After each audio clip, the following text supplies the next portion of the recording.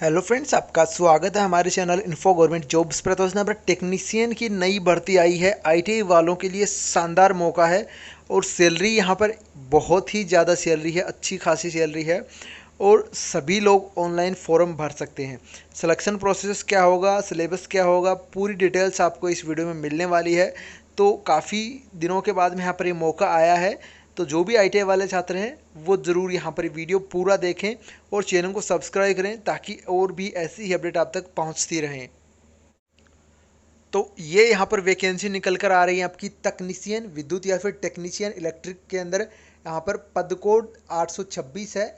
आपकी जो वैकेंसी की बात करें तो अनारक्षित वैकेंसी 357 है, अन्य पिछड़ा वर्ग की 241 वैकेंसी है, अनुसूचित जाति की 187 वैकेंसी है, अनुसूचित जनजाति की 17 वैकेंसी है और ईडब्ल्यूएस आर्थिक कमजोर वर्ग के लिए 89 वैकेंसी है।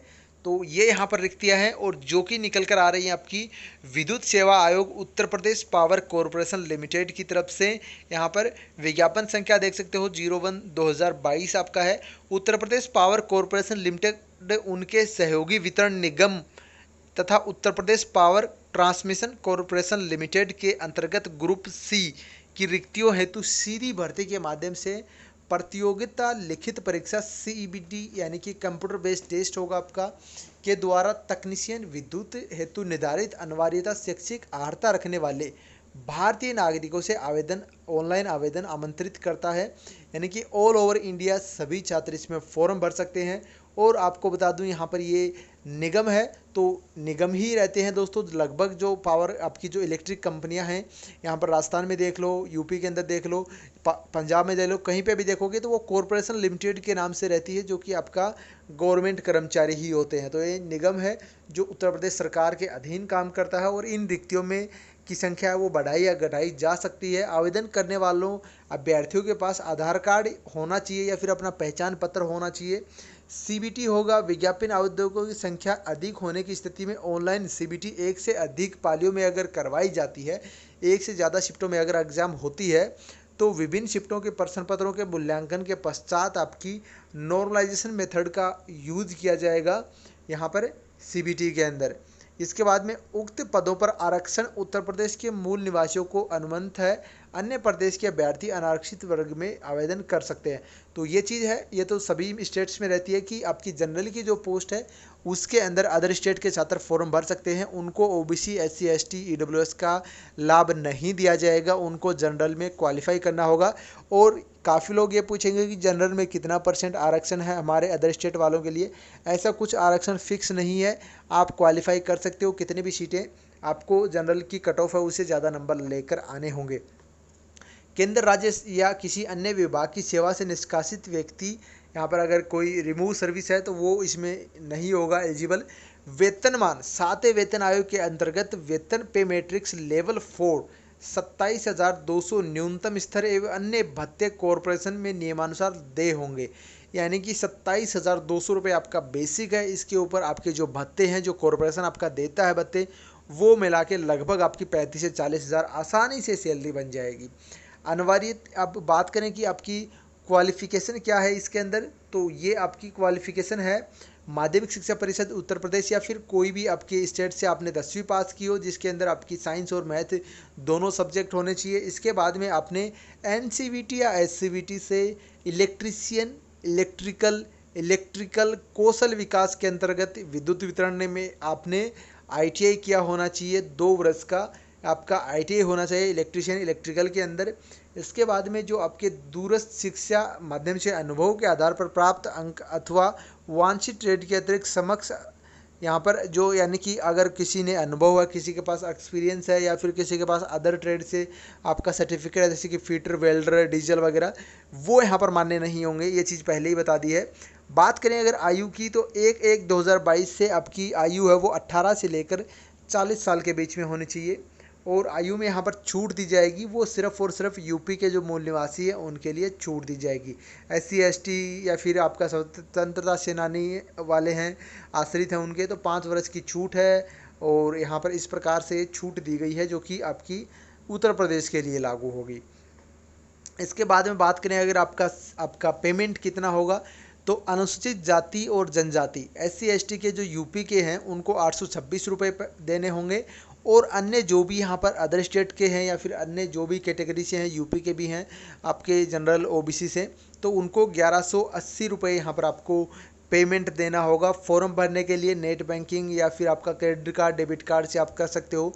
वेबसाइट है www.uppcl.org, इसके ऊपर आप जाओगे तो आपको फॉर्म भरना पड़ेगा।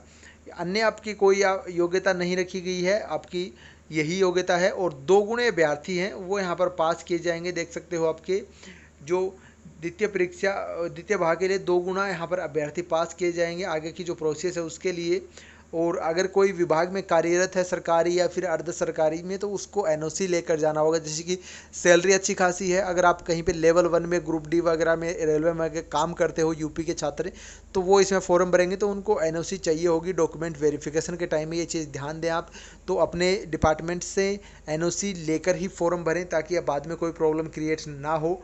तो वैवाहिक स्थिति यहाँ पर ये वही है कि आपका विवाह है तो एक पत्नी होनी चाहिए, एक से ज़्यादा पत्नी नहीं होनी चाहिए। चयन प्रक्रिया की बात करें, सिलेक्शन प्रोसीजर क्या रहेगा, तो वो आपका यहाँ पर CBT पेपर होगा। लिखित परीक्षा 2 भागों में करवाई जाएगी जिसकी अवधि 3 घंटे होगी। प्रथम भाग जो होगा वो आपका जो है, प्रथम भाग में लिखित परीक्षा के अंदर कंप्यूटर ज्ञान के क्वेश्चन आएंगे, जिसमें यहाँ पर प्रश्न पत्र होगा जिसमें 50 प्रश्न होंगे, और इसमें एक क्वेश्चन 1 नंबर का होगा। 50 अंकों की पेपर होगा। प्रत्येक उत्तर के लिए, गलत उत्तर के लिए 1/4 की नेगेटिव मार्किंग रहेगी। इसके बाद में कंप्यूटर ज्ञान की प्रथम भाग की परीक्षा में कम से कम 20 नंबर लेकर आना अनिवार्य है, अन्यथा स्थिति में संबंधित अभ्यर्थी को यहाँ पर क्वालिफाई ना मान के डिस्क्वालीफाई कर दिया जाएगा। अगर आपको 20% से भी, आपका 20 अंक से कम नंबर यानी कि 40% से कम नंबर अगर आपके आते हैं तो आपको डिस्क्वालीफाई कर दिया जाएगा। कंप्यूटर ज्ञान के प्रथम भाग में अर्जित अंकों की श्रेष्ठता मेरिट हेतु नहीं जोड़े जाएंगे। ये जो आपकी कंप्यूटर के आपकी जो क्वेश्चन आएंगे, पार्ट फर्स्ट है, ये आपकी सिर्फ क्वालिफाई नेचर की रहेगी। इसके नंबर हैं वो आगे नहीं जुड़ेंगे। आगे का जो भी प्रोसीजर जैसे कि आपकी मेरिट बनेगी उसमें आपका नंबर नहीं जुड़ेंगे। नंबर जुड़ेंगे आपके सेकंड भाग के, जो कि आपका 1 नंबर का 1 क्वेश्चन होगा, 1/4 नेगेटिव मार्किंग रहेगी। और इसके अंदर आपका सामान्य अध्ययन या तार्किक ज्ञान 20 क्वेश्चन आएंगे 20 नंबर के। सामान्य हिंदी आएगी 15 क्वेश्चन 15 नंबर के। सामान्य इंग्लिश आएगी 15 क्वेश्चन 15 नंबर के। टोटल आपके हो गए 50 क्वेश्चन। इसके बाद में आपका जो इलेक्ट्रीशियन थ्योरी है 150 क्वेश्चन आएंगे 150 नंबर के। टोटल आपके हो गए 200 क्वेश्चन हो गए 200 नंबर के। तो इसमें मैं बोलूँगा अदर स्टेट के जैसे जो भी छात्र हैं, राजस्थान के हैं, हरियाणा के हैं, जिनका थ्योरी अच्छा खासा है, तो वो आसानी से इस पेपर को क्वालिफाई करके जॉब ले सकते हैं उत्तर प्रदेश के अंदर, और अच्छी खासी सैलरी भी है। ये मेरा पर्सनल ओपिनियन है, क्योंकि इसमें आपका थ्योरी है तो इसमें ज़्यादा ये नहीं है कि आप यूपी की वैकेंसी दे रहे हो, हरियाणा की दे रहे हो, राजस्थान की दे रहे हो। आप सिर्फ अपनी थ्योरी का भी अगर परफॉर्मेंस करते हो तो आपका सिलेक्शन श्योर हो जाएगा।